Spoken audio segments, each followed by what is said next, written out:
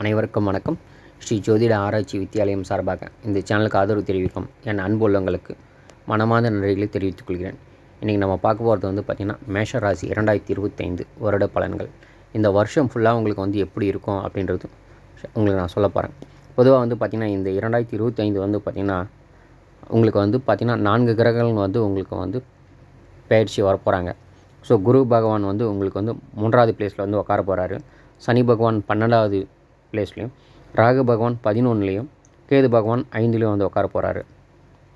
So இவங்க வரதுனால உங்களுக்கு ஏதாவது ஒரு பாதிப்புகள், ஒரு நல்ல நிகழ்ச்சிகள் ஏதாவது இருக்கான்னா கண்டிப்பாக பார்த்திங்கன்னா உங்களுக்கு குரு பகவான் உங்களுக்கு 3ல் உட்காந்தாருன்னா உங்களுக்கு எந்த மாதிரி இருக்குன்னா தைரியம் வீரியம்னு சொல்லுவாங்க இல்லையா, அந்த மாதிரி ஒரு குடும்பத்தில் பார்த்திங்கன்னா ஒரு ஆன்மீக சுற்றுப்பயணங்களெல்லாம் கண்டிப்பாக யாருக்காவது ஒருத்தருக்கு கண்டிப்பாக ஏற்படும். இந்த இளைய சகோதரர்களுக்கோ இல்லை அவங்க கூட வேறு யாராவது போகிறது, அந்த மாதிரி வாய்ப்புகள் கண்டிப்பாக ஏற்படும்.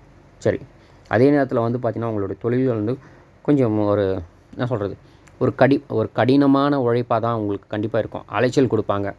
அலைச்சல்னால் அதிகமாக இடம் விட்டு இடம் மாறுறது, ஒரு பயணங்கள் மூலிமா மேற்கொள்வது, இந்த மாதிரி தான் இருக்கும். உங்களோட பிஸ்னஸாக இருந்தாலும் சரி, உங்களுடைய தொழிலாக இருந்தாலும் சரி, பிஸ்னஸாக மிகப்பெரிய பிஸ்னஸ் பண்ணுறவங்களுக்கு, தொழில் பண்ணுறவங்கன்றது சின்னதாக இருந்தாலும் சரி, பெருசாக இருந்தாலும் சரி, அதே நேரத்தில் வேலைக்கு போகிறவங்களும் சரி, எல்லாருக்குமே பார்த்திங்கன்னா ஒரு சில சின்ன சின்ன இது வரும்.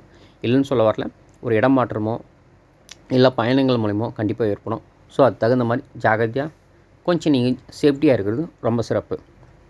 ஓகேங்களா. அதே நேரத்தில் பார்த்திங்கன்னா உங்களுக்கு ஒரு தோள்பட்டை, கைகள், இந்த காது, ஆஸ்துமா, இந்த மாதிரியான நோய்கள் பார்த்திங்கன்னா நீங்கள் கொஞ்சம் ஜாக்கிரதையாக இருக்கிறதும் உங்கள் கையில் தான் இருக்குது. ரைட்டுங்களா. நான் முன்கூட்டியே நான் சொல்லிடுறேன்.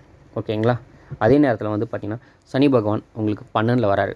சனி பகவான் 12ன்றது விரய ஸ்தானத்தில் தான் வராரு, இல்லைன்னு சொல்ல வரல. இருந்தாலும் அந்த விரயம்ன்றது சுப செலவுக்கெலாம் நீங்கள் மாற்றிக்குங்க. வீட்டில் கல்யாணம் பண்ணுறீங்க, ஒரு சீமந்தம் பண்ணுறீங்க, ஒரு வீட்டு கிரகப்பிரவேசம் பண்ணிக்கிறீங்க, டக்குன்னு ஏதாவது ஒரு நல்ல விஷயங்கள் நீங்கள் பண்ணுறீங்க அப்படின்னா விரயமாக நீங்கள் பண்ணிக்கலாம். புரியுதுங்களா. அதெல்லாமே சுப செலவுகளாக இருந்தாலும் ஒரு விரயம் தான் ஏற்படும், இல்லைன்னு சொல்ல வரல. அது சுப விரயமாக நீங்கள் மாற்றிக்குங்க. சரிங்களா. அதே நேரத்தில் பார்த்திங்கன்னா உங்கள் கையில் காசு வச்சுனோக்கும் நீங்கள் நினச்சிங்கன்னா அது 100% உங்கள் கையில் இருப்பதற்கு வாய்ப்பு இல்லை. ஏன்னா 12ல் இருக்கக்கூடிய சனி பகவான் விரயமாகும். ஸோ அதனால் கொஞ்சம் ஜாக்கிரதையாக பார்த்துக்குங்க. சரிங்களா. அதே நேரத்தில் பார்த்திங்கன்னா உங்களுக்கு உங்களுடைய தொழில்கள் எல்லாமே இப்படி தான் இருக்கும். அதே நேரத்தில் ஒரு ஆன்மீகம் சம்மந்தமான ஒரு தொழிலை பண்ணுறவங்க, அந்த மாதிரி ஒரு லைனில் இருக்கிறவங்களுக்கெல்லாம் பார்த்திங்கன்னா எந்த விதமான பிரச்சனையும் வராது. ஏன்னா ஆன்மீகம் சைடில் இருக்கும்போது பார்த்திங்கன்னா சனி பகவான் எந்த விதமாக டிஸ்டர்ப் பண்ண மாட்டார்.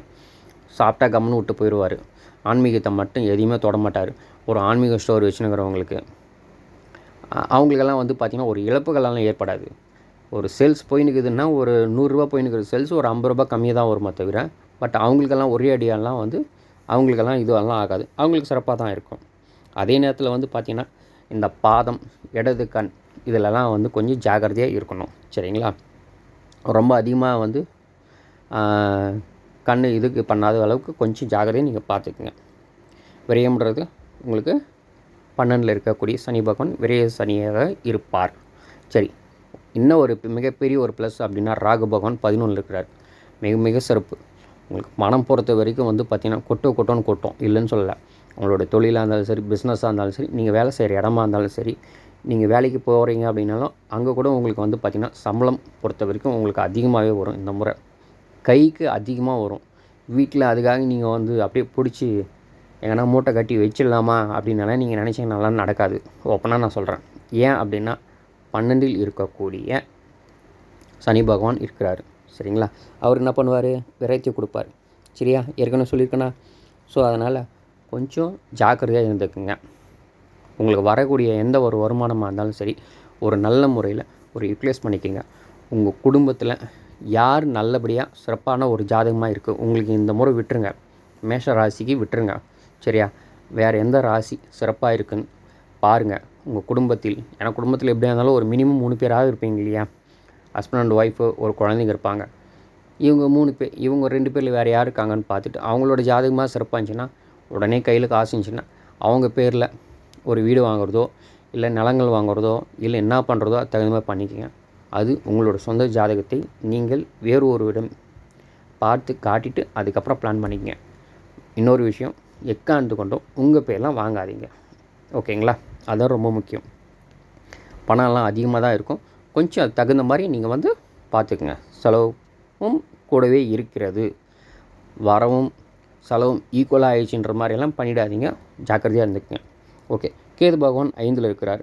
கேது பகவான் அப்படின்னும்போது வந்து பார்த்திங்கன்னா, குடும்பத்தில் வந்து ஒரு நல்ல ஒரு முன்னேற்றங்கள் எப்பவுமே இருக்கும். ஒரு குடும்பத்தில் தந்தை வழியில் வந்து பார்த்திங்கன்னா ஆதாயங்களெல்லாம் ஏற்படும். புத்திரஸ்தானம்னு சொல்லுவாங்க, நோய்கள்னு சொல்லுவாங்க. உங்களுக்கு எல்லாருக்குமே வந்து பார்த்திங்கன்னா இந்த வயிறு சம்மந்தமாக இருதயம், பெருங்குடல், பேக் பெயின் வரும். பார்த்திங்கன்னா முதுகெலும்பு பேக் பெயின் அதிகமாக வருதுன்னு. ஸோ இதிலெல்லாம் கொஞ்சம் ஜாக்கிரதையாக இருந்துக்குங்க. வருவதற்கு முன்னாடியே நான் சொல்கிறது என்னுடைய கடமை. ஸோ நான் முன்னாடியே நான் சொல்லிடுறேன் இதில் இந்த பதிவுகள். அதுக்காக தான் ஒவ்வொரு முறையும் நான் சொல்லிகிட்ருக்கேன். சில சின்ன சின்ன மருத்துவ செலவுகள் உடனே வருதுன்னா டக்குன்னு என்ன ஏதுன்னு போய் பார்த்துட்டு அது தகுந்த மாதிரி ஒரு ட்ரீட்மெண்ட் எடுத்து வச்சுக்கோங்க.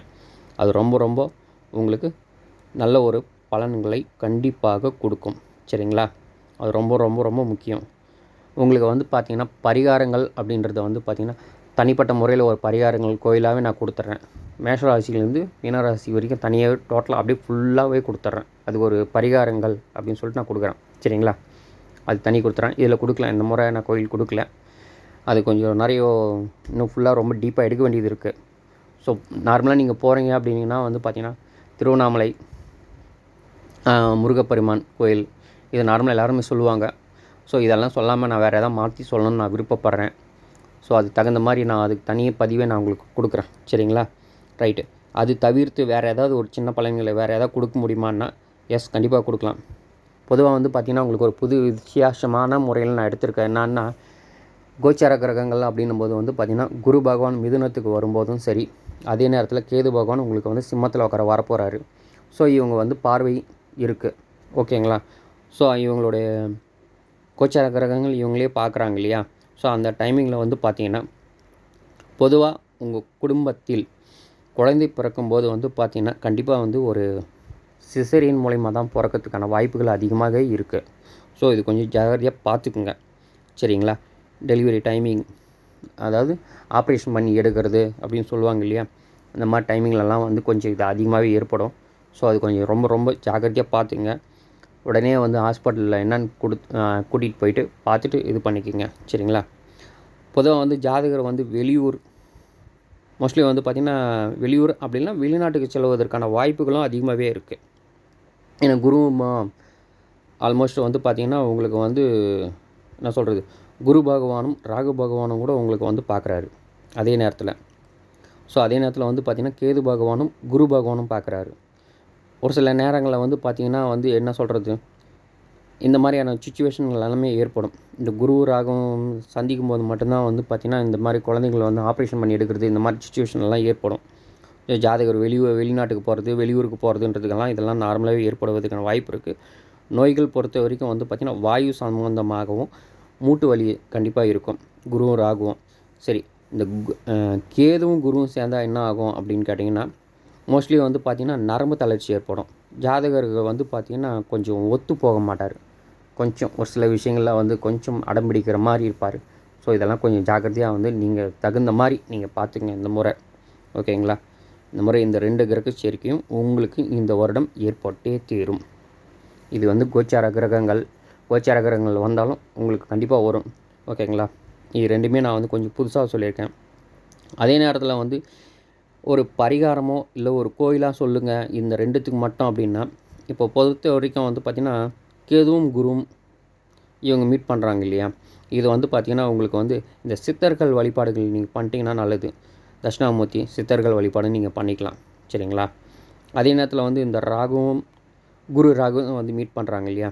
ஸோ கோச்சாரத்தில் அதுக்கு வந்து பார்த்திங்கன்னா ஜீவ சமாதி தாங்க நீங்கள் வழிபாடு மேற்கொள்ளணும் அந்த மாதிரி டைமிங்கில் இருக்கும்போது. இது தவிர்த்து வந்து புதிய இது வந்து பார்த்திங்கன்னா இந்த மேஷ ராசி முதல் மீன ராசிக்கு மட்டுமே வந்து பார்த்திங்கன்னா 2025க்கான பரிகார கோயில்கள் தனியாக நான் கொடுக்குறேன் இந்த ராசிகளுக்கு. அதே நேரத்தில் பரிகார கோயில்கள் சில பேருக்கு ஒத்து வராது. ஸோ பரிகாரங்களும் நான் கொடுக்குறேன், கோயில்களும் கொடுக்குறேன். சரிங்களா?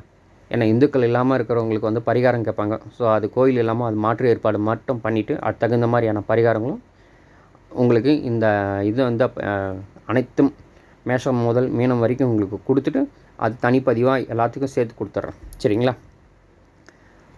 இந்த 2025 சிறப்பாக தான் இருக்கும் கண்டிப்பாக இந்த மேஷ ராசி. ஸோ இது நல்லபடியாக ஒரு மிகப்பெரிய அளவில் ஒரு சக்ஸஸ் இருக்கும். கொஞ்சம் பார்த்து நல்லபடியாக முன்னேற்றமாக சிறப்பான முறையில் இருங்க. மீண்டும் உங்கள் அனைவரையும் அடுத்த புதிய பதிவில் சந்திக்கிறேன். இந்த யூடியூப் சேனல் பொறுத்த வரைக்கும் வந்து நிறைய பேர் சப்ஸ்கிரைப் பண்ணிகிட்ருக்கீங்க. நிறைய பேர் இன்னும் நிறைய பேருக்கு நீங்கள் இந்த சேனலை வந்து ஃபார்வர்ட் பண்ணுங்கள், சப்ஸ்கிரைப் பண்ணுங்கள். உங்களுடைய முழு ஆதரவு எனக்கு நிறைய கண்டிப்பாக கொடுத்துட்டே இருந்தீங்கன்னா இன்னும் நல்லா இருக்கும்னு நான் விருப்பப்படுகிறேன். சரிங்களா? எனக்கு நீங்கள் கொடுத்தீங்கன்னா தான் உங்களோட விருப்பம். நீங்கள் எனக்கு கொடுக்க நான் வந்து அதிகமாக இன்னும் வேறு ஏதாவது நான் வந்து புது மெத்தடில் நான் ஏதாவது முடிஞ்ச அளவுக்கு நான் வந்து புதிய பதிவுகள் பதிவிடுகிறேன். நன்றி, வணக்கம். மீண்டும் உங்களை அனைவரும் அடுத்த புதிய பதிவில் சந்திக்கிறேன். நன்றி, வணக்கம்.